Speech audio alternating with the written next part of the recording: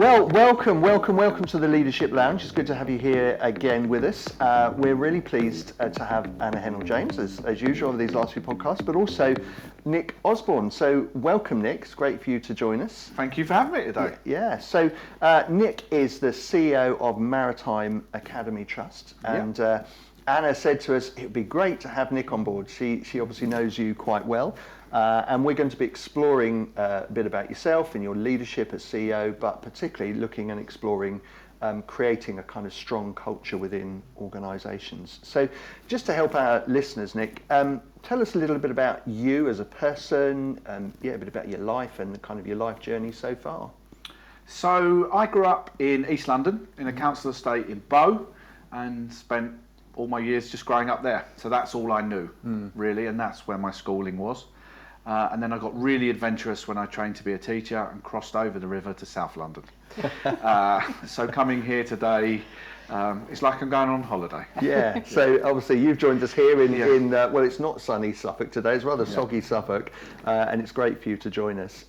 So you're CEO of a multi-academy trust. Tell us a little bit about your trust and about the role that you do. So Maritime was formed in 2016, so we're starting to become more mature now. So we're 13 primary schools across South East London and Kent, and one of those is a special school.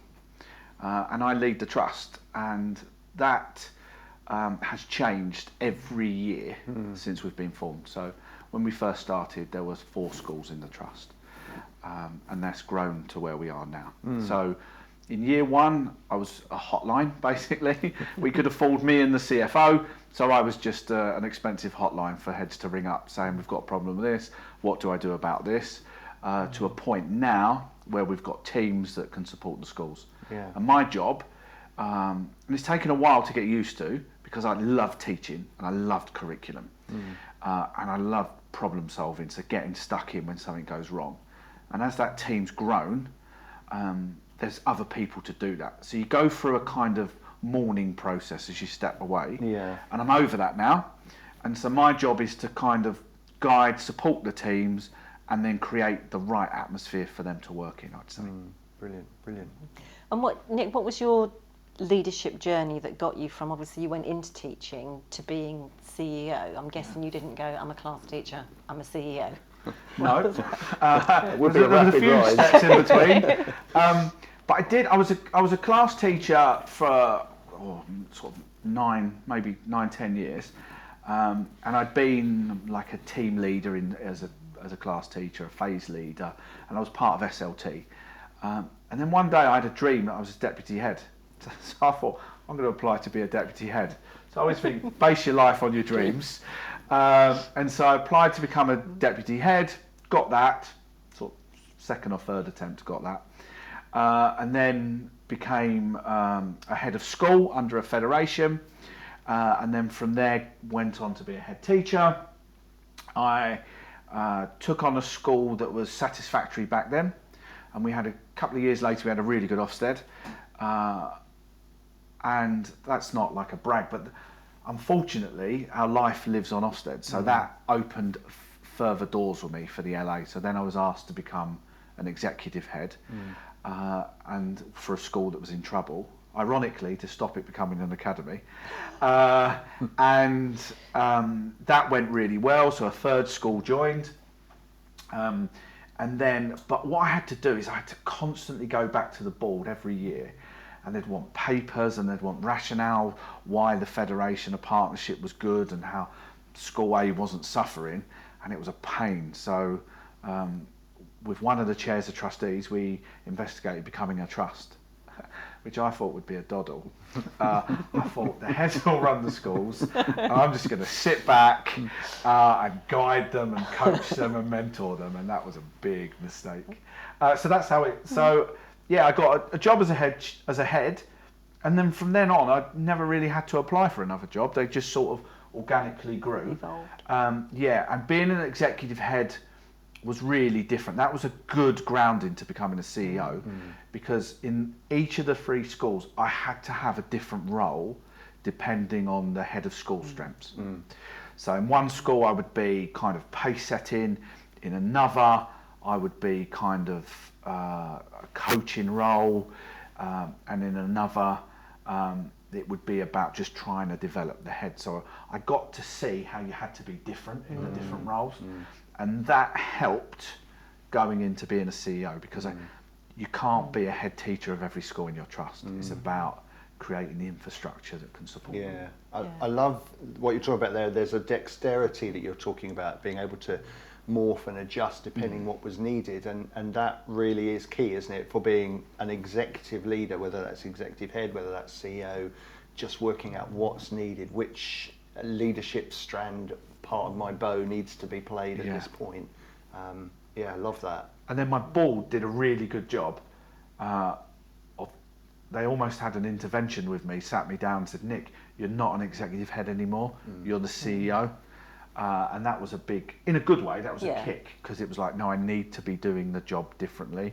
It's about creating teams and no longer trying to be kind of a hero, or, you know, I'm going to go in and do this. It's letting others do it.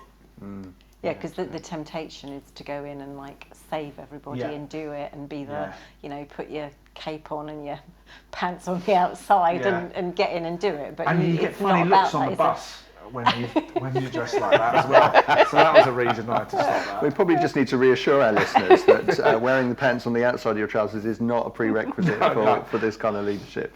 Yeah. And Nick, if you look back, what's shaped the leader that you are now? What are the key things that on that journey you've learned that have enabled you to be an effective CEO?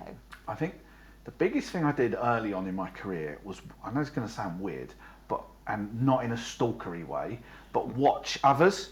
So I had like a brilliant deputy head in one school I worked in. So it was watch how he operates and what he says and how he interacts with others. And so you kind of watch what other leaders did. And then, so I worked for a head I had loads of respect for years, went to another school and hated it. It was hell for 2 years.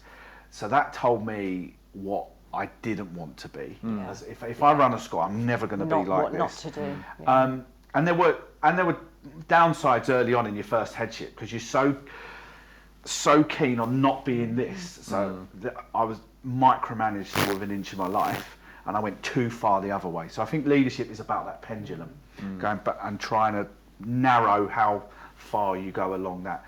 So seeing those two really influenced me. And then just realising, where would I want to work? And so I'd want to work in a nice environment. I want to work in a place where we're really trying to work towards something. I think there's nothing more depressing than not aiming for something or going for something. If you're just trying to tick along, I think that's when it can become dull and kind of demotivating. So I suppose learning from other heads, and then thinking, what do I want from school? And that's been it, really. Yeah, great. So Anna said to me, Colin, you've got to get Nick on the Leadership Lounge, and what he's really strong on is culture. So what is the culture then that you've created in the Maritime Trust? Kind of, if you were to describe it in a few sentences, what's the culture you've created? I'm going to agree with Anna first and disagree with her. Right? So I do genuinely, and we have, this has taken time to get. We have got a brilliant culture in our central team. But there's a fantastic book, 9 Myths About Work. I'm not sure what the author is. And one of the arguments they put in that book is that organisations don't have a culture, which I agree with and I disagree with. It talks about how departments have cultures, or groups of people have cultures. So in a school, your EYFS team might have a culture, your office team might have a culture.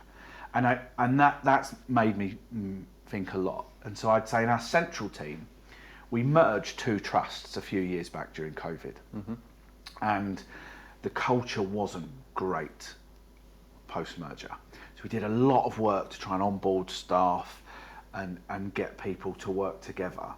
But you were bringing 2 cultures together. So you were bringing the leadership styles of one culture with another, and there was a clash. And it took a while to decipher what the problem was. So was it that that one half was too soft and didn't like being challenged? or was it that the other half was too harsh, and I couldn't unpick it. So we did loads of tools. I apologise if I'm going off topic here, but we did loads of kind of surveys with our staff.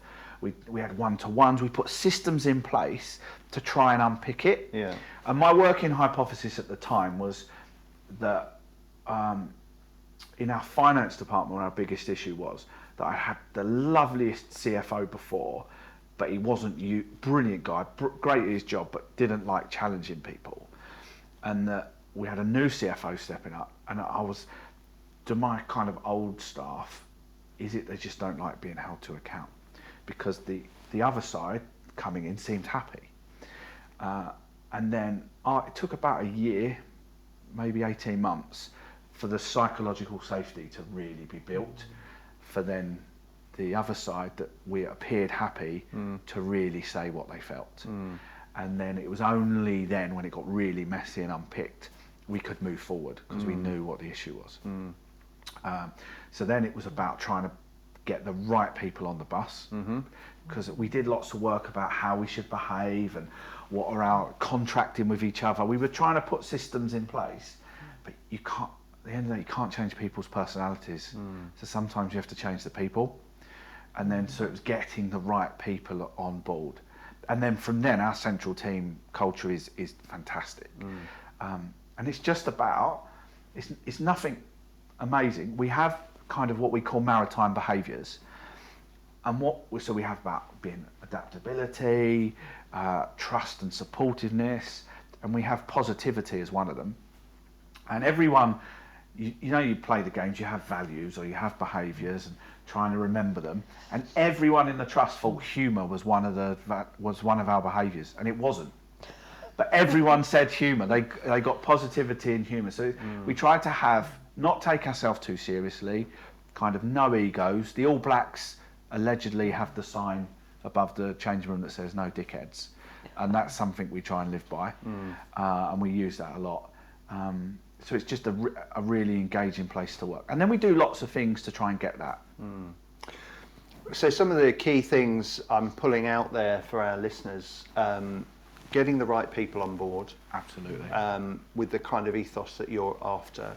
You mentioned psychological safety, really important, isn't it? If you want to have a space where there can be that open and honest kind of conversation.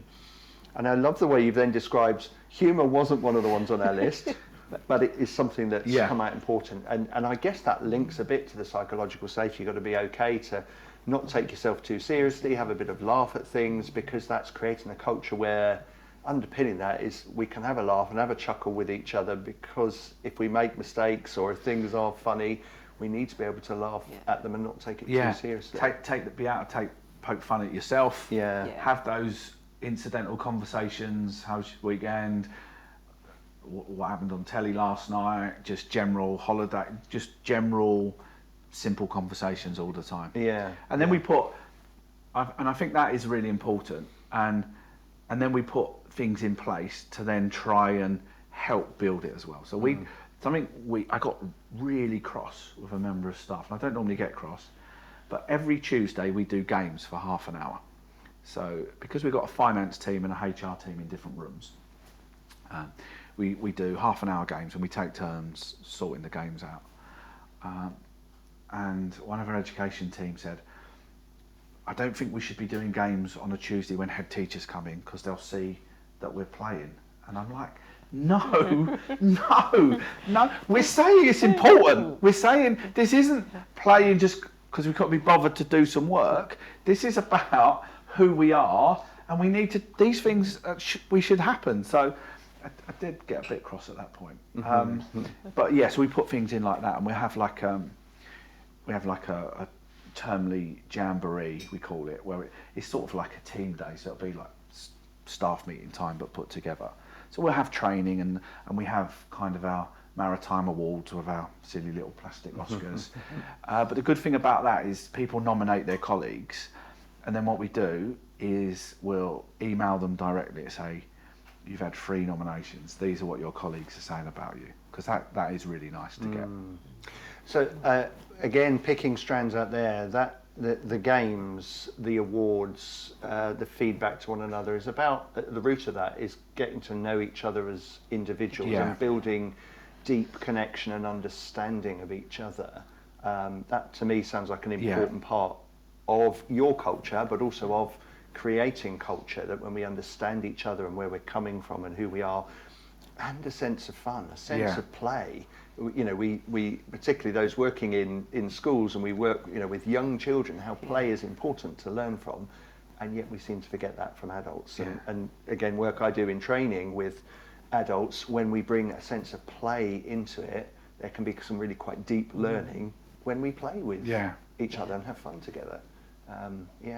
So in terms of creating and generating that strong culture, what do you think are the key elements that help generate this strong culture? I mean, you've talked about some of the things that you're doing. So I think people have to be authentic. And something I learned earlier, when I first became a head, I was pretending and I was play acting and I was watching people. A bit like when you go into reception class and, you know, the role play area set out, or I felt I was doing that as a head. Like, how are you supposed to behave? How are you supposed to respond to that? So I'm supposed to say, oh, I don't think that was a good idea. Not, and you start thinking, and then you realise after time there isn't a way of behaving. You've got to be you. So you've got to be authentic. So I really believe that's absolutely important. People need to see who you are and not what you think you should be. And I think sort of that goes alongside that is you have to be like that all the time, even when it gets tough, or even when you're not fully aligned with a decision that someone else has made. You've got to say, no, we're still being like this. And we had some like really tough things happen recently, a few years back, with, you know, like an inspection that went really badly, and it's those times. It's easy to do it when things are going well. It's doing it when it's tough as well. So I think that's really important. It's why I said earlier I agree and I disagree. It's easier to control the culture, or it really influence the culture, when there's when the distance is shortened. So it's finding ways to shorten the distance between people you're not seeing on a regular basis. So getting to see them as often as possible, picking up the phone, not an email. We do a kind of transactional analysis. I'm okay, you're okay. You can only send emails, and we've had to pull people up on this. This is a rule that we set, that you cannot send an email to someone if you are not in I'm okay, you're okay. So there's no telling off emails, there's no passive aggressive emails, there's no, oh, everything's too tough. It has to be when you're both in adult mode. So I think that's been a big key. Kind of authenticity, closing the gap as much as possible, and doing work on how, and constantly working on it. So we do regular staff surveys. We do surveys of our team anonymously, and we respond to them. And what they were like a few years ago compared to now are like worlds apart. But it's still looking to see other issues that could be picked up upon, and trying to offset that. So one of the things we do now is we do a crib sheet, like a 2-pager it is. I hate paperwork, but this is a good bit of 2 pages. 2 pages on how I like to work. So this is how I like to work. This is how I respond to people. So you're really explicit with what you are like and how you work. So my COO is very different personality to me. She's brilliant. She likes to work in a specific way. And if you know that, it makes a life a lot easier. And so one of the things that I've had to put on is, when I'm really busy, I send short emails, as in the length of them, because I'd be trying to fire off. Right, I'll respond to that person. Yeah, I'll meet you at 2:00 tomorrow. Nope, I'll come back to you. And then others could interpret that as I'm grumpy. So it's trying to look for the things all the time. I'd say is another key one with us. And I like the way you've described that sense of generating a culture of emotional intelligence within your organisation, so that people know themselves, but they also are sharing that with others, so they know how best to work, so they don't misinterpret either. So if they get a short email from you, they know you're not cross or grumpy, it's just you're busy, and it's just giving the functional information. So I think that, really useful for our listeners, just to think about, you create it by, it comes back to that, getting to really know each other as well. Yeah. And then you've talked about this consistent authenticity, that particularly for you as a leader in generating that. And then you've also talked about finding ways to shorten the gap between, so that actually the connection around what the culture is that we're trying to create with each other isn't too big, and therefore can get lost amongst people. That's really helpful, Nick, thank you. So in terms of culture, if I think back to my leadership in schools and even my leadership now, for me, one of the things I found that drive organisation culture is being really clear on the purpose as to why we're doing things. And although you've mentioned around values, I think it is important to have some values that we stand by, although for it not to be this almost, we put it on our front board, we put it on our website, it has to be authentic and rooted in people. And for me, it has to be, a small number. If we've got, and here are the list of our 12 values, people can't remember them. You can't remember more than 3 things. So that's what I think. But in terms of the Leadership Lounge, we're allowed to disagree and thrash and explore. So Nick, how important is your organisation's purpose and people's alignment to that, to the culture that you've created? So I would say the behaviours that we use are really important to it. And even when I talked about those awards a minute ago, each of the awards are based on the 6 behaviours. Yeah. So I think they're really important. I'm not a fan, if I'm going to be brutally honest, on school and trust values. You always say, if there's going to be a merger of trust, let's look and see if our values align. Of course they align. They're always about children being brilliant or doing the best. So I think those type of values, I'm not a massive fan of, but I think it's the unwritten values that I think are the most important. Like, how do we behave here? What are we trying to achieve collectively? What do we agree is an important way of working, or not? Yeah. So, for example, when I work with our head teachers, so when you're looking at the culture, I think head teachers are a huge part of how we can get the maritime behaviours and culture going through into the schools. They are the huge ones that can lead that. So do a lot of work with them. When I'm working with them on workload or feeling stressed or stuff like that, one of the things I often say to them is what's your contract with yourself? So how do you want to work? So my personal one is Monday to Friday. I don't mind what hours I work. This is my personal contract with myself, because I want to get the job done for the children and the schools. But Saturday and Sunday is family time. And 50 out of 52 weeks, I will stick to that. So that's my personal contract. And so I encourage our head teachers to do that as well, and then with their leaders in their school. So there's kind of the how we work, what we're aiming to achieve. And we do, obviously, as a trust, we have what we call our 10-year aim, which is to prove that all children can get a good start in life. And what we do as an organisation works around that. But I don't necessarily think that someone's buy-in to that would necessarily has a direct impact on the culture of the organisation. I think it's just more about who we want to be as people. Which, indicates to me that is values driven. I mean, even the one you were saying about we only send emails when we're okay and they're okay. Yeah. That to me sounds about, I mean, we can probably give it all sorts of titles, but it's a value around kindness, isn't it? And it's a value around caring for one another, ultimately a value around love. This is how we want our culture to be. So it's driven by some really authentic values, which you say will, of course, sort of overlap with your 10-year purpose that you've described, but the two can sit separately. And I guess you want people buying into both aspects of that, because you want children to have a good start, but you also want them to behave this way towards one another. So it sounds to me like it's values driven, but it's not a corporate values that you're talking about. And something interesting is something I say to our heads a lot. We've got really strong head leadership buy-in, and turnover's very low.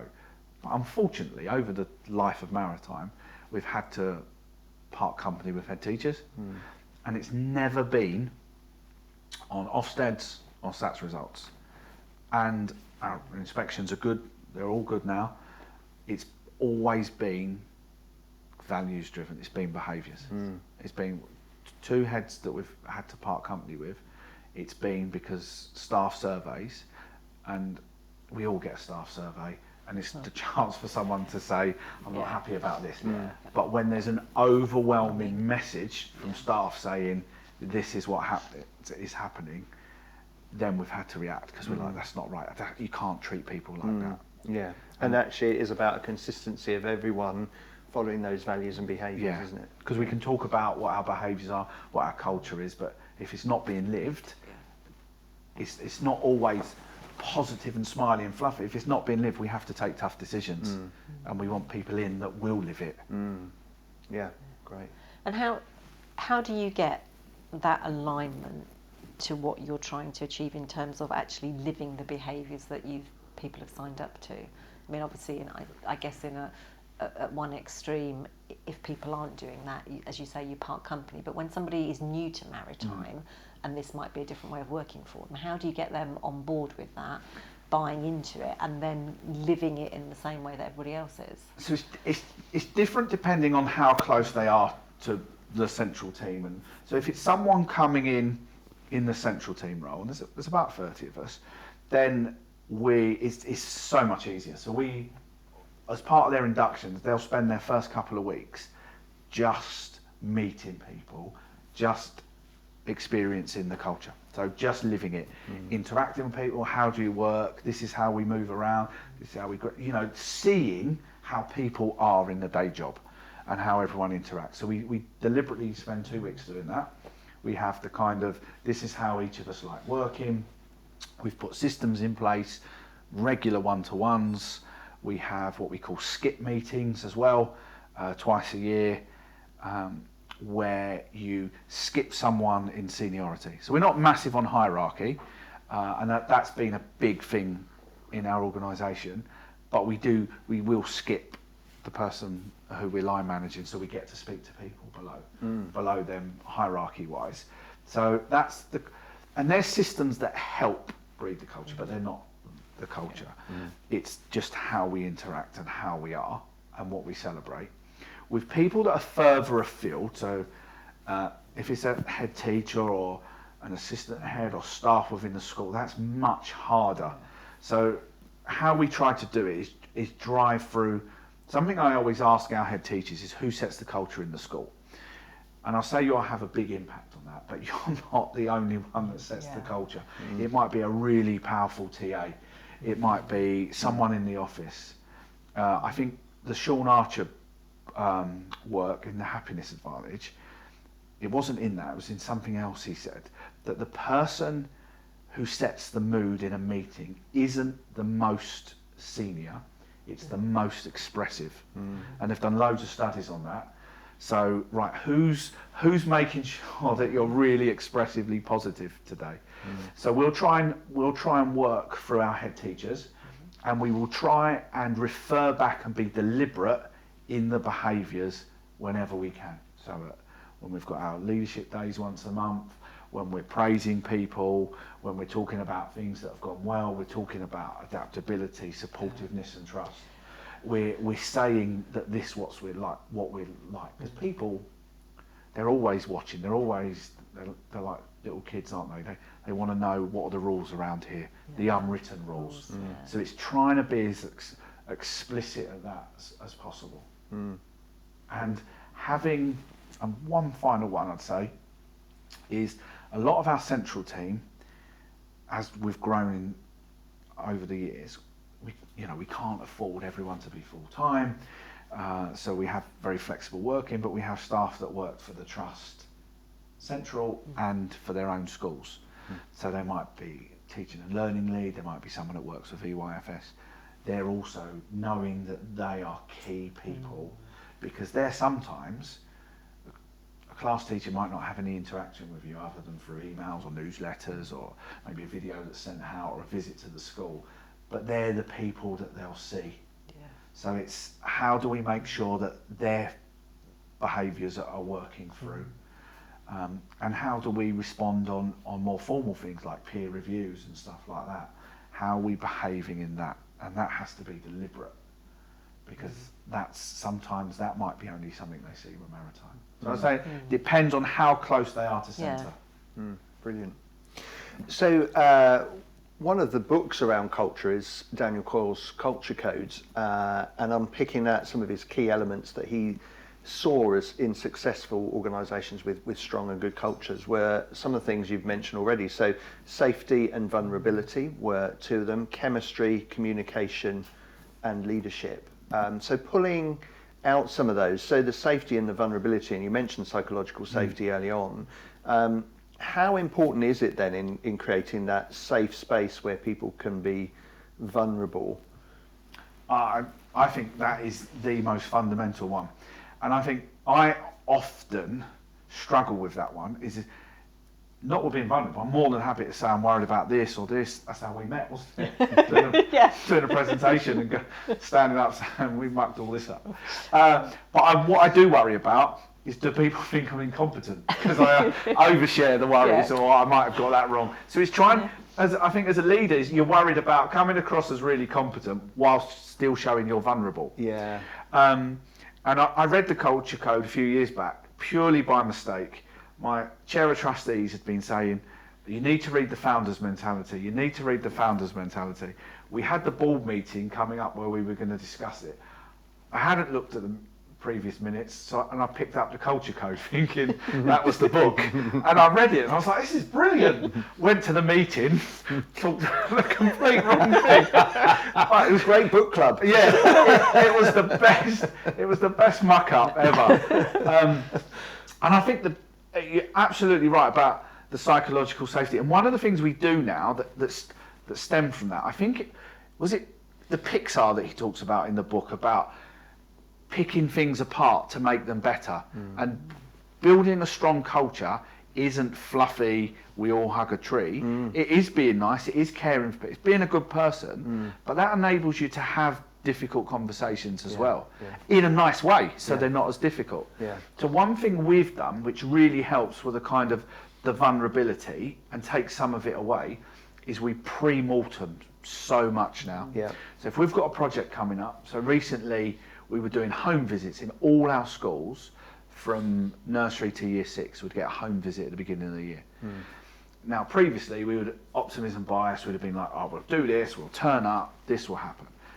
What we did is we sat down and we did a pre-mortem and we said, right, so it's a year later, we did the home visits and it went massively wrong. It's a polite way of putting it. What went wrong? And it's quite depressing at first because you're listing all these things that went wrong. And then it's the why do you think it went wrong? And the tricky bit there is to work on the why without trying to solve it, because everyone then wants to start solving it. And then you finally get to the bit that is the positive bit where you then start to solve it. And what you find is you're focusing on a level of detail that you never would have done before. People have eureka moments during them, but it also reinforces the things that we're not expecting everything to go right. So it's just that so you can be vulnerable later on about something that went wrong because we expect things to go wrong rather than, oh, I'm a leader, everything must go right. Does that make sense? Yeah, so you're creating that culture where this is always a learning opportunity. It's not about you got it wrong, it's not a blame, it's not a pass-fail. It's exactly that black box thinking stuff that Matthew Said also talks about, where this is your learning opportunity. And I guess particularly leaving schools, that's a great culture to create, isn't it? And when it goes wrong, why do we think it went wrong? So in a couple of our schools last year, results were not where we needed them to be. And this is when we talk about living the values. It's not about you. your temptation might be clenched fists, gritted teeth, but it's then meeting and going, right, it went wrong. Why did it go wrong? What was the problem? Was it an attention to detail problem? Was it a skills problem? Was it a sabotage problem? Was it an understanding? So we try to do things where it's that kind of low threat, but still really getting under the bonnet of the problem. Yeah, so it's low threat, but there's a sense of high challenge. Yeah. Yeah, so it's the stuff that Mary Myatt talks about in her book of the same name, Yeah. where it's okay because you're not under threat, but this is always about challenge to aspire to better things. Yeah. Yeah, great. Yeah. And you've talked a lot, Nick, about, it's okay to be vulnerable, for mistakes to happen, and what's the danger if we don't do that? What if we're not? If we don't allow that, if we don't create that sort of safe space. I think you've got to always be working to get the sweet spot, because I think there's a danger if you don't do that, and there's a danger if you go too far the other way. So if you go into that transactional analysis child mode, it's like it's fine for everything to go wrong. And that's not what we're trying to get. But if you're not vulnerable and you're not authentic, I think you've got huge problems. Having I briefly mentioned earlier a school that I worked in for a couple of years, which I hated. You're constantly on edge. You don't know if you're doing a good job or not. You don't know, have I got this right? Have I got this wrong? Your work can come about hiding mistakes or fear of failure rather than trying to solve problems. With the wrong people, that can then feed into sabotaging others, or look over there, don't look over here, as if you're a magician. I think there are huge problems you can fall into. You can fall into isolation as well. So I know when I'm feeling under the cosh work-wise, one of my behaviours is I withdraw. And my team know that now, and they pull me back in, which is great. But I think that can happen as well if you've got that kind of environment, because you don't want to expose yourself. So then I lead a MAT. The whole purpose of a MAT is collaboration. There's not a single school that knows better than every other school. We've got to learn from each other. So if you don't have that vulnerability, I'm sure we've all walked into rooms where you think, should I be in this room? Yeah. You start shrinking into a little child. If we don't have that vulnerability, then we're then not going to be. Are we going to share? Because that makes I'm exposing myself. So I think if you don't show that vulnerability, the consequences are immense. The knock-on effect. And what you're talking about really is establishing that culture and environment that enables people to be the best version of themselves. Yeah. And that's how you get the best out of people. And if you're getting the best out of everybody, that's feeding into the whole organisation becoming the best that it can be and driving it forwards, isn't it? And knowing what your weaknesses are as well, and having a team around you that are better than that, are better at things that you're weak at. My wife still gives me pelters now. I struggle with physical contact and knowing the rules about it. Not in a dodgy HR way, never that. But when people, the two kiss on the cheek thing, the when do you do? I just shake hands. Yeah. And I had my deputy once years ago. She started crying and she was sat on the chair and I was standing up. And I didn't know what to do. And I patted her on the head. Because I was like, and I went home and told my wife. My wife tore into me. She was mortified and was like, and then rang her up because I don't know. I'm really sorry about Nick. He's an idiot. But that's helped because I'm not very good at that. So if someone does get a bit upset for something, or if someone needs a hug because something really has gone well, knowing that there are other. Look, I can be vulnerable with this. People know I'm funny about this, so they don't think I'm being rude or not caring. But a couple of other members of staff will go in for the hug. Yeah. And we're all happy. Yeah. Sorry, I don't know what the question was. I've probably gone off on a right tangent. Yeah. So I guess one of the other things was around chemistry. And in one sense, you've talked already, haven't you, about some of the chemistry things that you brought in, and you've talked about that importance of people being with each other and playing and game and that sort of thing. So how do you create that chemistry? So I can tell you what went wrong in the early days. So I used to love Darren Brown, and he was talking about mirroring, and then I went on some early NLP courses when I first became a head. And you were instantly raising your certain hands when they were raising so it. I'm like trying to copy them, and it looked stifled, and it was just ridiculous. Looked like you were doing the robots. Yeah. And then we had this NLP session where they said, what you need to do is you need to match and mirror their body language and their voice, and then you match them and then you bring them down. So I had this parent who was the one really quite vocal. We had a great relationship, but would come in, shout and scream, and normally you can bring down. And so I thought I'd try this out on her. Oh my God! So she came in loud, and so I got loud. So she got louder. And we ended up just shouting. So that didn't work. So I'm not a huge fan of the kind of trying to look at the kind of NLP type of stuff. I think it's about building chemistry in an organisation is about closing the gap, and it's about finding the connections and seeing what you have in common as much as possible. And it's about showing interest in people. And I think that's really important. And like something silly we do at every meeting before we start a meeting, and the reason we did it was to get the meeting off to a good start and to get a flow. But actually it's had a much bigger impact, and that is we have a meeting starter before every meeting. So each person has takes turn in coming up with a question, and it will be what's the best superpower? You know, what would you do if you won the lottery? What's changed in your life that you wish you knew 20 years earlier? And it gets you talking about stuff, but you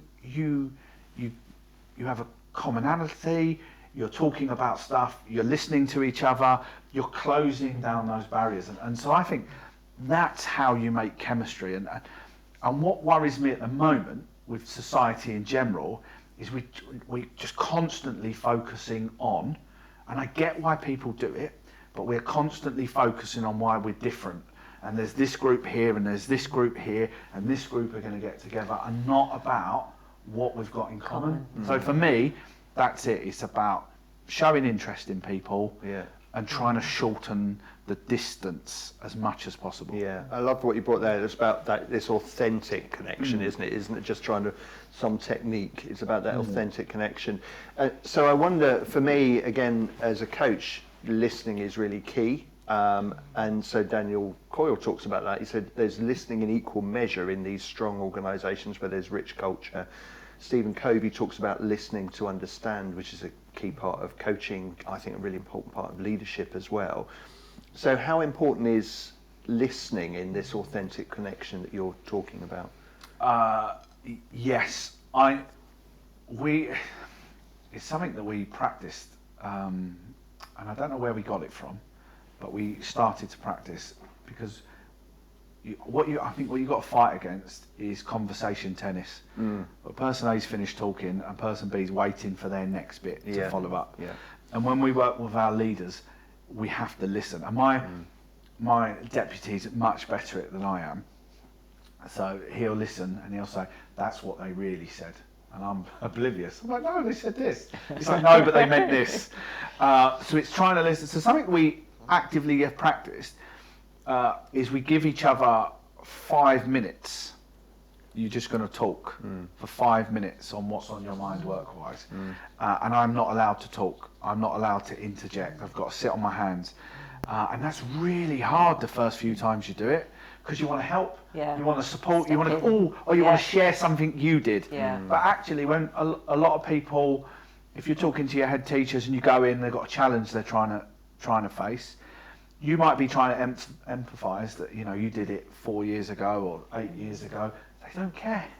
They just want to be able to get to it. So it's tricky, but it's something that we have deliberately started to work on. That kind of 5 minutes, you can talk, and it's actually really quite nice when you're the one talking. Yeah, I love that, and there's a real top tip in some ways for our listeners around creating that space where there's authentic listening and, as you say, not sharing your thoughts or your ideas in it. I do it with my wife now as well, but edit that bit out. Yeah. That's got me loads of brownie points. I don't say you've got 5 minutes. I'll sit there and I'll be like, I'm not going to try and solve this problem. Yeah. And I'll sit on the hand.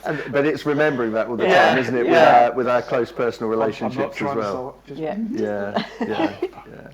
So let's move on to leadership, which was one of the key elements that Daniel Coyle said. And there's a lovely phrase, or 2 phrases in there. He talks about leaders who fill people's cup, and he talks about leaders with muscular humility. And that it's those kind of leaders that make a successful culture. So here's a question for you, Nick. Kind of, what does that look like in you? Is that true? Does that look like in you? And also in leaders in your organisation? What does leadership look like? So when it comes to the filling the people's cup, for me, it just, and how I can see it in other leaders in the trust, is through their interactions with their teams, how they deal with them, how they support them, the dialogue and interaction that they have. And the more we see it, the more we try and celebrate it and point it out to others. And something a habit that's, I don't know who started it off in our organisation, but something that's where people have just copied what someone else has done and started to do it, is sharing when they hear good news. And that's been really good. So we've all sort of copied this phrase, and I don't know who the first one to do it was, and it wasn't me, but it's kind of, look, I think it's really important to know when people are talking about you in a good way. I was talking to so-and-so, they said this about you. Positive gossip. Yeah, so we're trying to do that as much as possible now. And I find that's a nice thing when you're hearing others saying about it, because they'll believe it more. I don't know if you've had, sometimes you have a conversation with it might be a lesson feedback, or it might be a performance management. Sometimes people can feel that it's part of the process. So yeah, you're going to say 2 or 3 things, but I'm going to get what I've got to work on. And actually I'm only waiting for that. Or I've got my lesson observation and I'm waiting for that. It doesn't feel authentic again. Whereas when there was no reason for the person to tell you other than that it was happening, people will be humble and say, oh yeah, I'll give her a tenner later or something like that. But there's much more authenticity with it, and people are more open to hear it. So that's something that we've happened, and the humility is, I find, really interesting in the sector as a whole. The kind of the humility and the false humility as well. I don't know what the technical term for that is. The pretending to be humble. I'll say one bad thing and then tell you 20 million things why we're the best ever. And I think the humility thing just goes back to, it's never as good as you think it is, and it's never as bad as you think it is. And looking at, like, if an inspection goes particularly well or something, you get some really great results. Who are you passing the praise down to? And something I listen out for is the language people use, especially with leaders referring to their schools.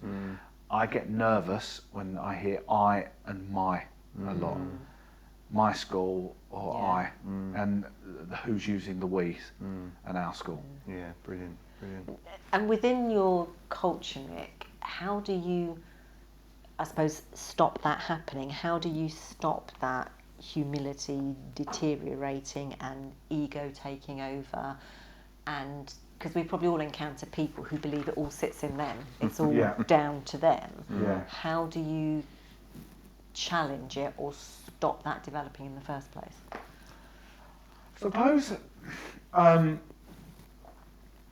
I suppose the main ones is really trying to get a culture within people that we are sharing what's gone wrong. And also, if you've got the right culture as well, that you can talk about when, so say it was a head teacher has maybe got really confident because they've had some great results and a brilliant Ofsted, and rightly so, and we don't celebrate enough in this profession. But if they do take it too far, it's kind of bringing back talking about, so not talking about when things weren't so great and how we dealt with those, and then who else are you passing it on to? What's your responsibility in this? What are other people's responsibilities? But I suppose it's being aware of it, and it's that pendulum. You're always having to work it, because there's no way any organisation can say that everything's right culturally with everybody they're working or in every team. So for me, it's looking for it. I think when we were talking earlier, you talked about someone saying not needing to focus on culture, and I think that's so wrong. I think you have to be focusing on it every day, and it might not be sitting down deliberately and going, right, where are our strengths here, but everyone you're coming into interactions with, people that you're having to lead or you're going to be coming into, it is being consciously aware of that. Yeah, I mean, that leads us nicely into our last section here, just thinking again about alignment and how we continue to do that. So, yeah, as you mentioned, we were chatting before we started the recording around an article I'd read from a really lovely guy, but had started in a new organisation, really chuffed with the culture that they were in, saying, oh, we don't need to train people about culture, we don't need to talk about it, it's just there. But actually, as you just said, it has to be worked on, and we have to gain alignment. I mean, some of the stuff I talk to people in training for leaders around how you create this culture. I talk to them about the M's of model and meerkat and Miranda. So you model it as a leader. You've talked about that a number of times already today, actually. Modeling what you expect, that authentic modeling of that as well. Meerkatting is like the meerkat. You praise and highlight what you want to see so that they look in that direction. Yeah. And you've highlighted that as well, just talking about that positive gossip. Oh, so and so's just done this. It then draws the attention. And then the Miranda is Miranda, the TV character, who sort of stops, doesn't she? And she turns and explains to the camera, either with a funny face or with a comment about what she was thinking. And as leaders, when we turn to those we're mentoring and just explain, oh look, the reason I did that was this, and we're kind of modelling to them how we've done that in explaining it and Miranda momenting it. So, I mean, those are some of the things that I talk to people about, but in your experience, kind of how do you really ensure, you've said, it is an ongoing thing, so how do you ensure that people are aligned? As you're talking, I'm reflecting, and I'm thinking, don't do enough of the Miranda moment. And I'm thinking, this is a lovely lounge, but our offices, there's a problem with the walls, I think it is. So what sometimes happens on a leadership day, I will say something, I have heard A, B and C, but something happens between leaving my mouth and getting to a couple of the leaders, and they hear X, Y and Z. Yeah. And you don't know until you go to meet them. And where we do have a good culture, they say, look, I know from when you said this the other day, you're thinking this or you're meaning this. I'm like, that's not what I said. Like, no. So, and also, the people, I work with head teachers mainly, my essential team and head teachers. And the reason they've become really successful is because they've got real skills and they're perceptive and they spot things and they can solve things. And we always talk about strengths being linked to your weaknesses. So, yes, these are your strengths, but if you overdo them, they're not strengths. And also, because you've got this strength, there's a weakness that follows. So I'm quite good at thinking on my feet. That's a strength that got me through a big part of my career. Weaknesses don't always plan so well, and that can backfire. So I think when you've got heads who are perceptive and are trying to analyse what you're saying, sometimes they are trying to second guess and 2 and 2 might make 5. So I think the Miranda moment of that speaking out loud, I'm saying this today because this is what I'm trying to achieve, or I'm saying this because this is what we want to happen, is really important. And I think my takeaway for today is how often do I have those Miranda moments. Sometimes I'll ask, what do you think I said today? Yeah.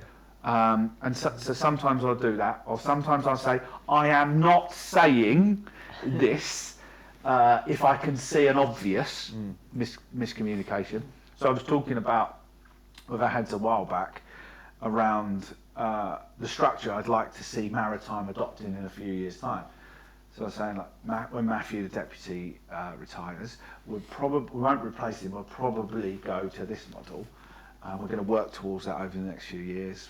Presented it to the board. They're happy with that, and so then I was like, I am not saying Matthew is going next year. Matthew has not been sacked. Matthew is brilliant. So there's sometimes on the big obvious, but I think the Miranda moments, I think is thinking through deliberately again when you've kind of got meetings, that kind of talking to the camera. This is what we're saying. Yeah. It's a Did really you good notice one. that when I did this, this is why I did it. This is why it's important. And sometimes you'll do that with more inexperienced staff, but not with more experienced staff. So I feel much more confident, and it will come much more naturally, saying, look, I did this because of this, or I know I said it this way, but the message I was really trying to give was this. So that's why I did it, but I won't necessarily do that with more experienced staff, and I probably should. Great. I mean, just to finish off with, and before we do our final bit, which is we ask you for your top three tips. So just before we get for the top 3 tips, it's just reiterating for our listeners around this culture. It isn't a one-off launch. It's something that keeps needing to happen. I have the phrase "fill the bath by the dripping tap." You've got to constantly drip, drip, drip, haven't you? And in relation to that, Nick, and you've talked about how when people start, you're effectively exposing them to the culture by having them meet people, and you're aware it is that ongoing working at it. But how do you sustain that within yourself, so that you're kind of feeding it within yourself, so your culture doesn't go off the boil? Because it's hard work, isn't it? Yeah. To keep at it. And it's hard. It's hard when you're not in the best place yourself. So if you're feeling grumpy or tired, you're going to react in different ways to different things. So I can be way more cynical or sceptical if I'm in a grumpy mood as if I'm in a strong mood. So how I kind of manage that within myself is I've got a core group of friends that have nothing to do with teaching, and they do not give a monkeys. They'll ask out polite, but they don't care. Or see about how a school's doing or an issue. So that helps. I then kind of, when times are tough and I've got a problem, I imagine in telling them this, and then them saying, oh, right. So that brings it down. Something that we kind of trying to roll out and is don't respond straight away. A lot of the time, with an email, but this could be a parent, it could be a member of staff, it could be your board, it could be something that really pushes your buttons, but do not respond in a day, because you're not going to have the values or the behaviours you want when you're angry. A number of clients I'm working with, I just give them the simple phrase of pause, reflect, respond, rather than react. So you want to respond rather than react, and that comes by pausing and reflecting. And then, am I in the right place? It comes back to what you said earlier on, doesn't it? In terms of, don't send it if you're not okay or they're not okay. And that's a nice link together. You've brought us back to that position again, Nick. So it's brilliant. Nick, we always end our podcasts, and time flies when we're having fun, doesn't it? And here we are at the end of our podcast. We always end it with top 3 tips from our guests. So what would you say are your top 3 tips for those who aren't watching but are listening, who's just lent to look at his notes? So what are your top 3 tips for kind of creating culture? I'd say number 1 is no ego, and be genuinely interested in people. So if you bring ego to it, you can't get the culture how you want. You've got to accept that you're just a piece of that, and you're going to get things wrong and you're going to get things right, and they're going to be things that you're trying to encourage in the culture that you might not be great at, but others in the team are. And so with that no ego, I would be kind of question yourself as well. So what I mean by that is that we had a tragic incident in one of our schools with a member of staff sadly passing away. And then we've kind of dealt with it, and the head teacher's been dealing with it. But then afterwards thinking, was I present enough? could I have been different next time? Hopefully it never happens again. Will I do it again? So I would say that kind of no ego, but challenge yourself on it. Because if you're going to say that's how you're going to be as an organisation, you have to be that with yourself. I would say be authentic. You've got to. You can't. You can pretend to be someone you're not for a short period of time, but you can't do that long term. And if you, I don't think you should be in the job if you don't like people. But if you don't like people, or you don't, you find it difficult working in a certain way, build a team around you that does. You don't have to be that person. You don't have to be the person that comes in the morning and is the most enthusiastic, but make sure you've got someone who is. That would be my second bit. And the third bit we've talked about a lot today, but it's something that you've got to work on constantly. Yeah, brilliant. Nick, thank you ever so much for being in the Leadership Lounge. We really appreciate you coming and spending time in Suffolk with us today just to explore this whole how we create culture. It's been fantastic to hear from you and hear about the Maritime Trust and the culture that you've created there. So thank you ever so much for joining us. Thank you very much. It's been a pleasure. Yeah, good. Really enjoyed it. So thank you everyone for joining us on the Leadership Lounge this month. We look forward to you joining us again next month to hear more topics in the Leadership Lounge.